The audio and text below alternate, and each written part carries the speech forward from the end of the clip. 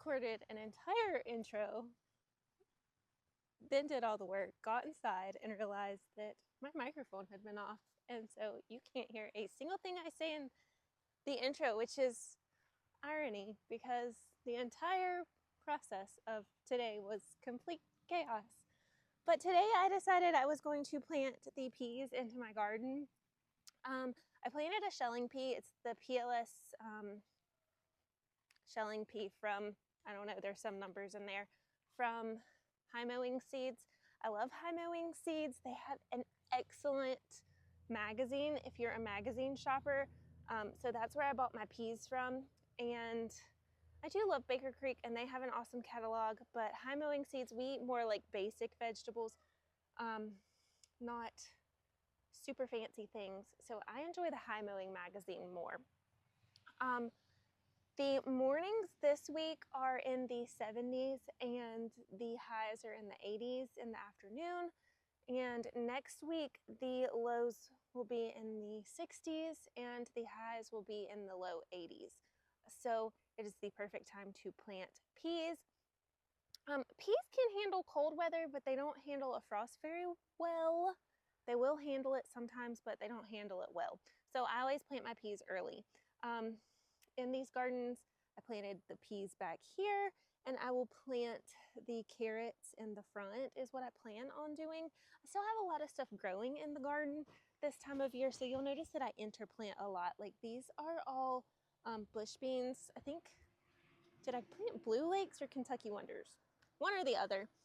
So these will all be done in probably 2 to 3 weeks because they have blooms on them and are starting to form little pods. And I have eggplants that are just now starting to really produce. I had an armyworm invasion like 2 weeks ago that I finally got taken care of. And I have had green Japanese beetles for a few weeks. And those are almost impossible to get rid of. So that's fun. And then of course I still have the peppers that are producing. So that will all hang out until it is time to switch out and plant the broccoli, cauliflower, and cabbage that I have started. I had to amend this bed with some horse compost, so here's the videos that I recorded that actually had sounds.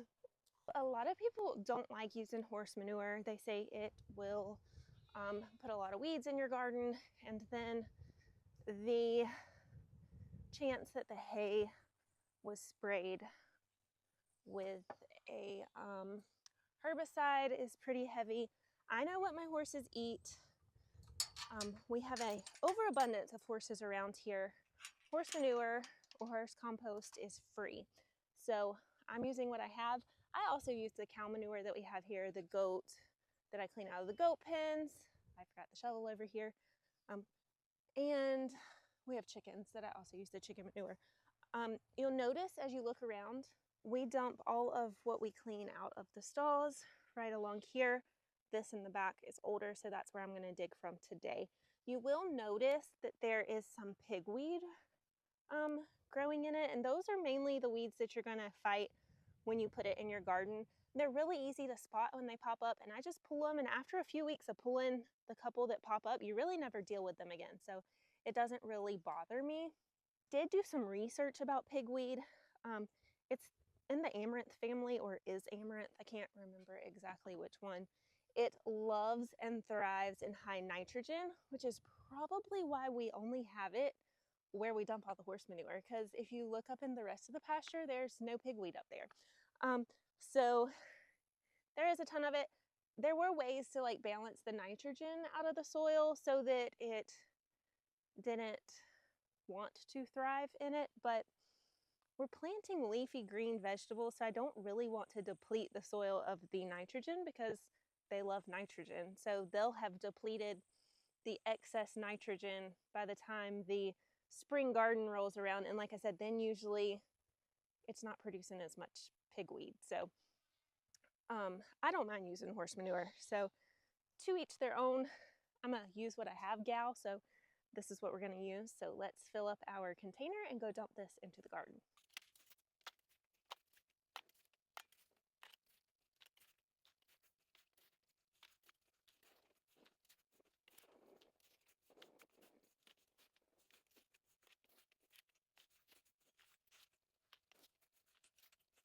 So I think each type of compost that you use comes with its drawbacks and advantages. Um, they all, of course, are high in nitrogen. The cow manure that we dig out at the top of the hill tends to have a ton of grubs in it, whereas this horse manure, I hardly ever see any grubs in it. But the cow manure tends to have a ton of grubs. And then chicken manure, of course, is super easy to burn your plants with because it is hot compost. I do put a lot of the chicken manure from my chicken coops directly into my gardens, especially this time of year, but I deep litter kind of for a few months before I dig it out. So I feel like what is already in there has already gone through its heat. And then I don't feel like there's enough fresh in there to burn my plants. So I'm kind of a rebel when it comes to using compost in my garden. This, of course, is broke down because it is no longer in clumps. So I like using the horse manure the best. It's easy for me to get to. And we have an abundance of it. It fell off the four-wheeler. We're not even going to discuss this. I'm headed to go get the tractor. So I wasn't going to use the tractor at first because the forks are not close enough together and I don't have enough booty in me to move them closer together. So we're going to go get a pallet and put the bucket on the pallet to get it to the garden. Yeah, this is what I should have done to begin with.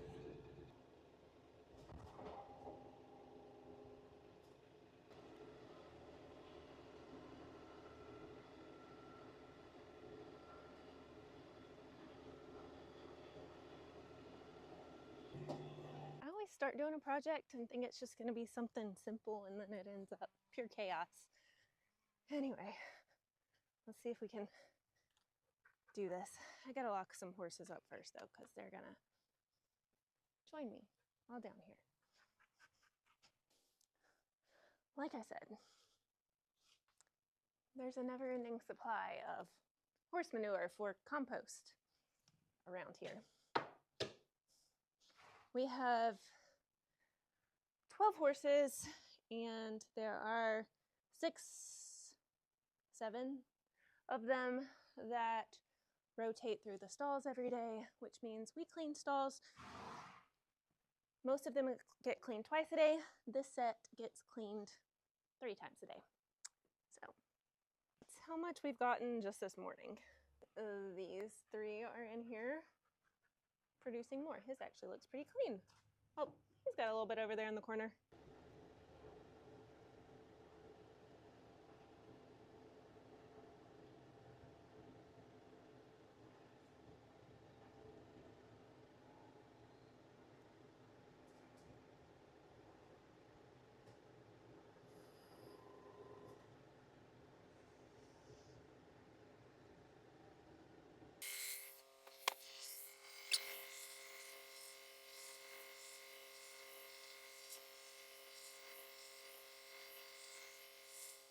So there's more to the story as to why I didn't want to go get the tractor to get dirt for my garden, because the last time that I tried to be independent and get the tractor to get dirt for my garden, I ripped the whole fence and the gate down going into the horse pasture. This tractor has a drag on it for our arena, and I wasn't aware that the drag didn't fit through the gate. And now we have a much wider gate thanks to me and my demolition, but it still makes me really nervous because it's still only like this much to each side of the drag, but I did it today. So now let's get this dirt put into the garden. Compost, dirt, soil. I use all those same terms interchangeably. The good thing about this horse compost is we have sandy soil here, so it's getting sand mixed in with it, and that'll be perfect for growing carrots. But I've never successfully grown carrots. We're going to try the carrot tape and the pelleted carrot seed this year. Yeah, so let's go get our peas planted and this compost into the garden.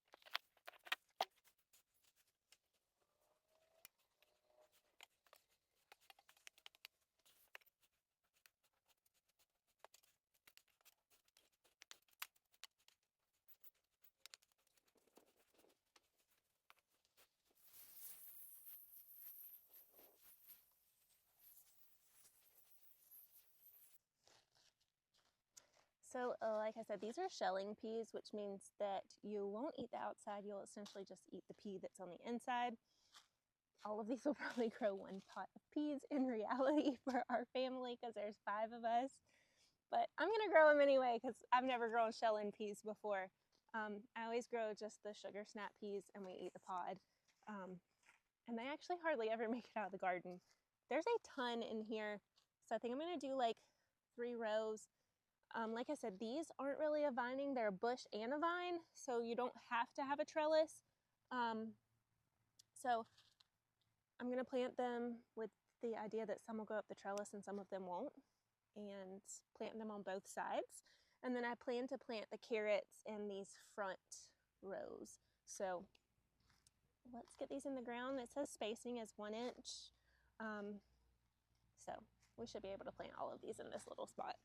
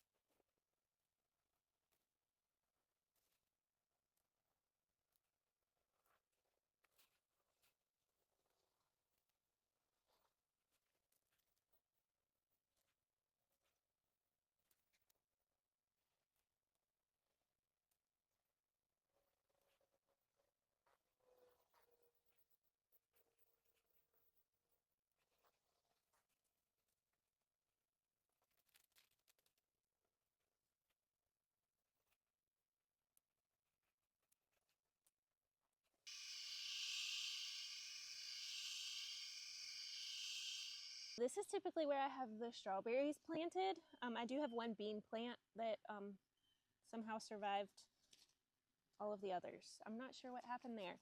I don't know what happened to the strawberries. I guess the heat of the summer killed them off. Maybe there's a chance they'll come back. I don't know.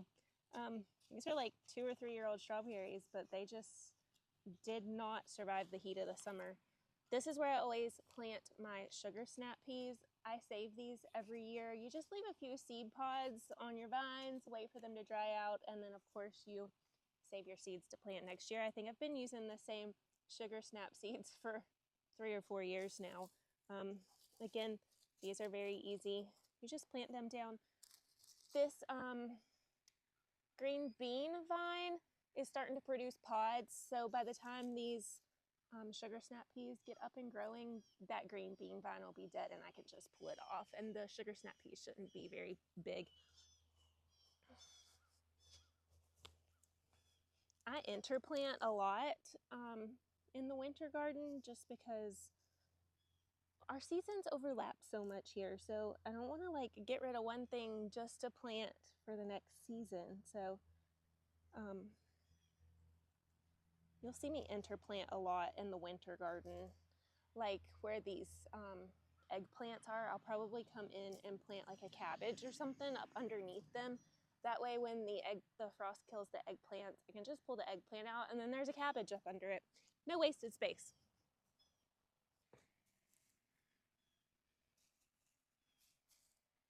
The back side of this has herbs on it. I'll come back and add cilantro, and I have my oregano that I think is going to survive.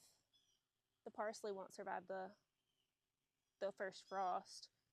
I will add cilantro in, and then I might plant another set of sugar snap peas on the back side. That's to be determined.